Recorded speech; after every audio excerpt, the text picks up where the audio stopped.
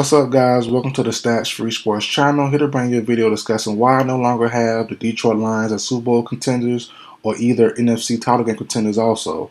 And let's get into it, guys. So this video isn't about being in a panic. Today's Monday. I'm doing this video around 4:30 a.m. The Packers play today. They play the Giants. They're the closest team to the Detroit Lions as far as the NFC North standing goes. If they do defeat the Giants, they're going to be a solid 2 games back. Looking at the Lions' last 4 games of the season, they have the Broncos next week, then they have the Vikings, then the Cowboys, and followed by the last game of the season being the Vikings. So they should be fine. Even if they were to drop those 2 games, with the Broncos and Vikings, the Broncos and the Cowboys game, they should have, not guaranteed, but they should have, a daggone a very good chance of beating the Vikings both those weeks. They just scored. They won a game yesterday, 3-0 over the Vegas Raiders. So they have a quarterback shuffle now. I guess Nick Mullins is now starting over Joshua Dobbs. No Justin Jefferson, who was hurt yesterday with a chest injury. So albeit the Lions should be fine to win their division, something they haven't done since 1993, prior to me even being born. And I'm getting up there in age, so that's been a long time ago. They haven't won a division since '93, since the NFC North was called the NFC Central. So they're going to make some history. They're going to get in the playoffs. And to be honest, the Lions fan base might not even care about them, my viewpoint or others' viewpoints, as far as them not being a true contender for the NFC title or Super Bowl, because they haven't been there in so long, they might not even care. But I expected, more from the Lions this season. The season first, well, go back to last year. Going back to last year, they had a great run last year. A lot of people were upset we didn't see them in the playoffs, but they had a great win in the season, denying the Packers and Aaron Rodgers going to the playoffs, right? Then going to this year, they had a great draft. They had Jahmyr Gibbs, they had Campbell, they added a bunch of guys, right? They did some free agency moves as well. They started off the year with a bang. They were a juggernaut. They were rolling, smooth. Defense. The defense was allowing about 20 points per game in the first half of the season. The offense was flowing. 2 good running backs. Amon St. Brown. James Williams came in the fold a couple weeks ago. The team is balling pretty well. Then around the trade deadline, you had people like myself who are non-Lions fans. I did a couple of Lions videos. And for me to be a non-Lions fan, to have a non-Lions based channel, I was all in on Detroit Lions. I was saying it, and go back to watch some of my videos. I'm not going to link them here. I might link 1 or 2, but go back to my Detroit Lions videos. I did one very early on during the season. It was a prediction video about them going to get Mike Evans. I was clearly wrong there. Mike Evans wasn't even moved. But I was saying in a bunch of those videos, like, man, the Lions got to get better. They're a good team. They're rolling. They're dominant. But they're missing something. I didn't know what it was, but now it's standing out clear as day. Their defense is missing a lot, and they're getting sacks, they're making noise, but you look at Aiden Hutchinson play, I still think, and I've been saying this the entire time, he needs a pass rushing partner, or they need a better DB room behind that front 7. So that's why I was doing videos on, hey, Danielle Hunter going to the Lions, maybe Jalen Johnson from the Bears, and that's 2 division guys. I know it's hard to pull off, or it's even tougher to pull off some division moves. But you saw last year, the Lions gave the Vikings T.J. Hawkinson, for the Vikings, So I'm like, okay, maybe the Lions can double back. Obviously, they have a decent relationship with the Vikings. They gave them Hawkinson. Maybe they could ask for Hunter this year in like obviously a different deal. But maybe their rapport is good enough. Maybe Hunter sees what's going on with the division rival. Maybe he wants to join. So I'm like, maybe they could go that route. Maybe they can go Jalen Johnson. Maybe they can be aggressive and go Patrick Surtain. Maybe they can go Chase Young. But Montez Sweat, I'm like, man, they need to do something, whether it be DB or whether it be pass rush. And right now, they didn't do nothing much. Nothing really worth noting during the trade deadline. And I think it's kind of showing. The offense right now has been lethargic at certain points. The defense has been way worse than the first half of the season. As I said earlier, the first half of the season, the Lions were giving up about 20 point something points per game, right? and now they're around 29, pushing 30.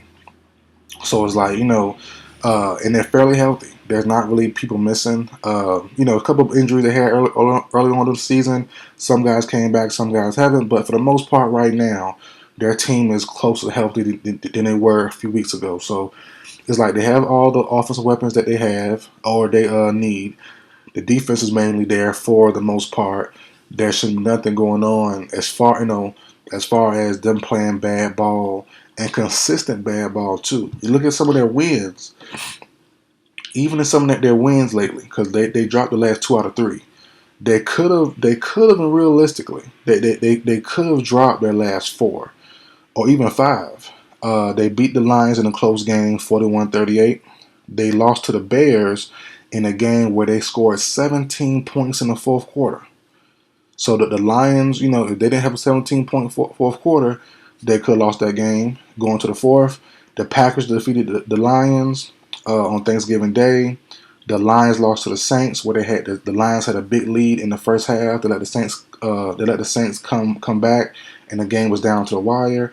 And then obviously yesterday they lost to the Bears 28-13. So it's like, man, they're having good moments. Yes, they're playing well, but it's like, and then even take that 5-game sample there. You go up on their schedule just 2 more games. You have the Raiders and the Lions. The Lions win that game pretty handedly. Then you have that Ravens blowout game. They lost 38-6. So it's like they've been playing well. They've been moving the ball well in certain moments, but as well, they've been struggling. They've been having hard times with turnovers. They've been having hard times making stops. They've been having hard times containing the outside edge. And then look at Aiden Hutchinson's game. He's more of an inside rusher. He takes the inside a whole lot more than he takes the outside, and that's concerning also.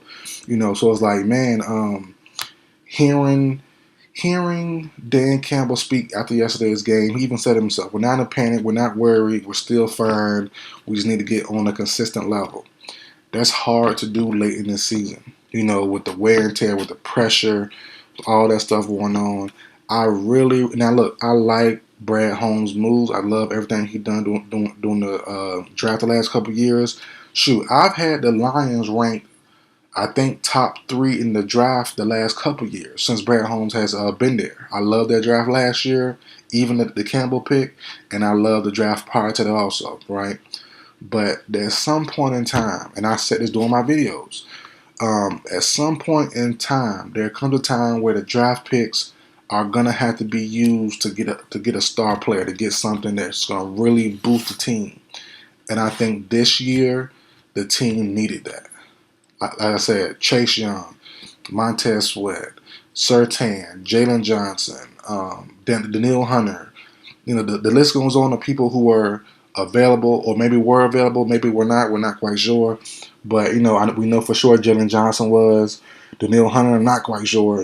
That's tricky. He's been available on my personal list the last 3 years. But in reality, I don't know if he was available at all in any of those 3 years. So it's like, it's kind of weird there. But they've had, Chase Young was moved. Montez Sweat was moved. And I think both guys would have played well under the Detroit Lions scheme and their system. I think they kind of did themselves a disservice this year. Now, Lions fans can say, hey, we're not worried. We have next year. But next year's no guarantee. Like as I said, this year, for the most part, they've been fairly injury-free, or at least long-term injury-free. A lot of their big-name signees at one point in time, like Chauncey Gardner-Johnson, a couple of the cornerbacks that came as well. Some of them were banged up early on during the season. As I said, some came back, some didn't. The offense, for the most part, has been healthy. Jameson Williams, he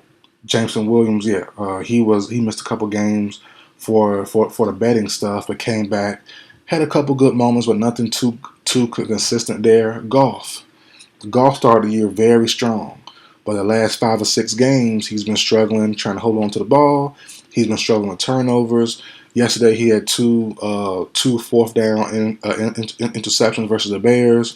It's like, man, it's getting tricky on how we're going to view the Lions going into next year, because next year they're going to be viewed as, okay, last year talking about this year they're under the guise of, we're happy to be here. We're making team history, something we ain't done in a long time. We're happy. We're content with winning at least just one game during this playoffs. But next year is going to be, hey, it's going to be pressure now.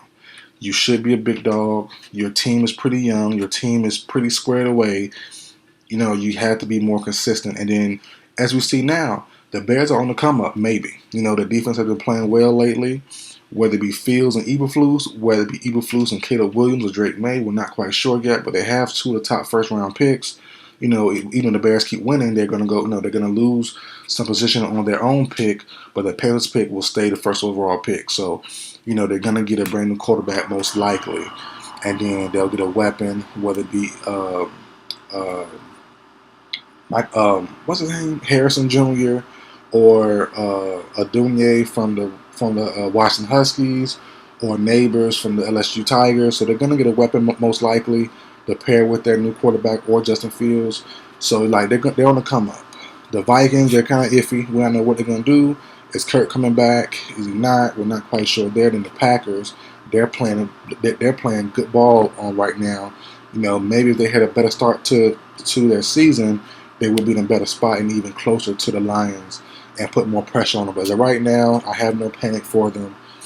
They should win their division, but I don't see them really getting past the first round or the second round, depending on the matchups and stuff in this year's NFL playoffs. So that's it for the video, guys. Like, share, comment, subscribe. I will see you guys next time.